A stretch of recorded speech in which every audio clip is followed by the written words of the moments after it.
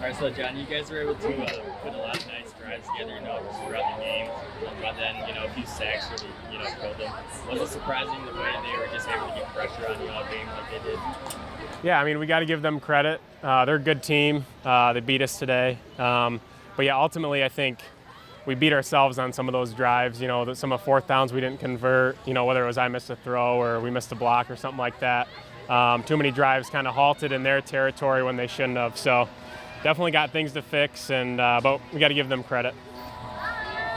You just talked about Sky more. You're going in today. Just kind of talk about the workhorse he's become in that role this season. Yeah, Sky's been doing a great job. He's a true freshman, but he's making a lot of plays, and he's a guy that I definitely look to go to throughout the game because he's been doing a great job for us. To be just down a score with those final minutes, what were you kind of saying, and what were the coaches telling you? We were just saying be ourselves and be the offense we know we can be and just go down and score. We made a couple mistakes late, especially myself, so we just got to get those fixed. But we're really confident in ourselves, and we just had to go out there and do it. We just didn't quite get it done today. Just with them being able to slow down the run game, especially the first half, how difficult would that make it as an offense? But yeah, you guys were continuing to push forward and still put points together. So let's talk about that. Yeah, it was tough. We couldn't quite get the run game going a lot of the day, like you said, and that kind of forced us to make tough throws and tough catches on the outside because they're playing good man-to-man coverage. So they definitely challenged us to do that, and we didn't make enough plays today. Obviously, it's a disappointing day. I'm proud of the way we fought. We got behind early, and they got going in the first half. Our offense never found a rhythm, and but then in the second half we came out and played.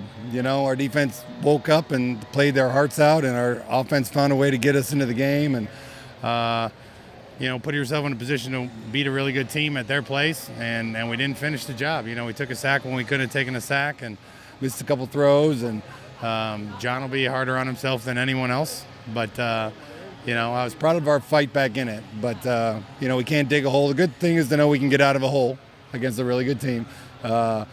But, yeah, one play short, and it's something we got to learn from. What was the difference there with the defense in the second half, particularly being able to shut down the run game? We tackled better. They were missing a lot of tackles in the first half. We had a good scheme. We knew where they were going, and guys rarely ran through a hole without breaking a tackle, So I thought we tackled way better in the second half, and those 8-yard runs became 3, and that puts them into third down and long instead of 3rd and 1, and I thought they did a great job, and they kept getting the ball back for us. And we get the ball on the 50, on our side of the 50 twice. We're a pretty good offense, and we need to score. I'm being hard because that's what I expect us to do. And we missed a couple throws. We had 2 guys open that we missed the throw. We had 2 guys open that we got the ball tipped. So we had a little bit of bad luck there. But we didn't. They played man to man. They got in our face and challenged our young wideouts. And I was proud of Sky. He kept fighting. But we gotta be able to go over the top on them when they play that coverage on us. We tried. We threw it deep a lot. And I think they threw deep twice and hit both of them. When you go downtown, you gotta get a chance. We had right at the end here, we got a one-on-one press man fade ball in the corner, and we're gonna give Bustle a chance to go win the game. And we got to make that play. Great part is we got ourselves in a position when I don't think anyone thought we would to make that play, and we did. But we got to make it, and that's the next evolution. What was it like? That turnover, that interception gets called back, gives you guys a new life, and then with 2 minutes left, you guys are potentially game-winning drives. Yeah, we were doing we're running our offense. John called that play all by himself at the line of scrimmage. He saw the hitch and go, wanted it, changed the protection, called the hitch and go. As soon as he let go of it, Mixon got grabbed. That's why I got picked. So we saw it the whole time. I knew it was a penalty, but it was momentum. Actually momentum went to them and then back to us. But and then we drove the ball down the field. We made some big throws, big throw to Gio on the corner, and on the big sack, that was a big play. We were trying to get Gio one-on-one in the back corner. They covered it. We either throw it away or throw it up and let Gio make a jump ball. And he unfortunately tried to make a play. And I'd rather had 2 plays from the 11 than 2 plays from the 24, and it makes it a lot harder from the 24. So that one hurt a little bit, but I was proud of the plays we made to drive the ball. That was the moment. You get the ball, you want to you want to be a great team and you want to play who's supposed to be the best team in the West, and you got to go drive and win it. And we didn't get it done, and we got close, but close doesn't matter. Were you surprised the pressure they were able to put on Boston kind of all day? They came in the game with the 6 sacks. Is that surprising just to see him under duress? No, their DNs are pretty good. I thought that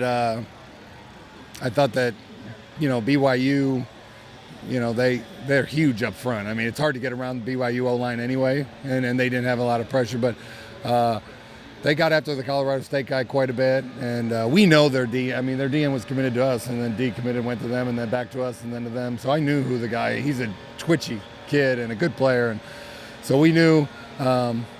We did some 7-man pros. We tried to chip him a little bit, but we got to do a better job of protecting John. So he doesn't get hit, so he doesn't throw it off his back foot and miss a couple throws, and that's something we got to watch and figure out. We rotated 2 different people through the right tackle to try to figure out who can handle. That D end. I thought the rest of they gave him some time up in, the rest of the O-line did. And, they put 7 in the box. They were going to put 1 more in the box than we had to take Bells away. And they were going to challenge our wideouts to win the game, and we made some plays. But we didn't make enough, But yes, we need to pro better. We don't need to, we can't always be 7-man proing or chip protecting against a DN like that. You got to do that some, to keep him honest. You had to continue to run the ball down so that he doesn't know it's a pass play. Because when a real good DN knows it's a pass play, you're in trouble.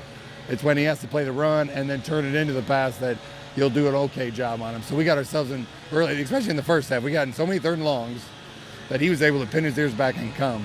And that's why we said even down in 3rd quarter, we got to continue running it just to keep that guy honest. So we get into 3rd and 2s, 3rd and 4s, and we did.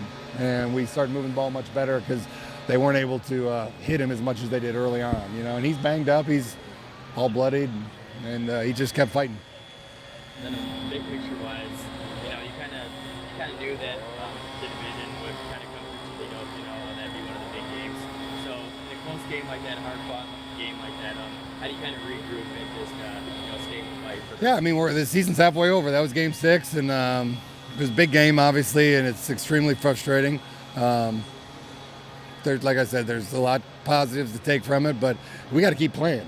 I've been in this league a long time, and we have six more weeks that we need to handle, and then let the chips fall where they may. And it's thing about our league is every game can go either way every week, and we have to take care of what we can take care of to make sure we're in a position that if Toledo loses, that we're the ones. And we're pretty close to them anyway if you look at the scoreboard. And but it's frustrating, and he said it. Their coach said it this week. I said it to my team. Whoever wins this game isn't winning the West. It's a great thing, but there's a lot of football left to be played, and we need to focus on that because we need to play like we did in that second half for the rest of the year, and then we have a shot to be in it come November.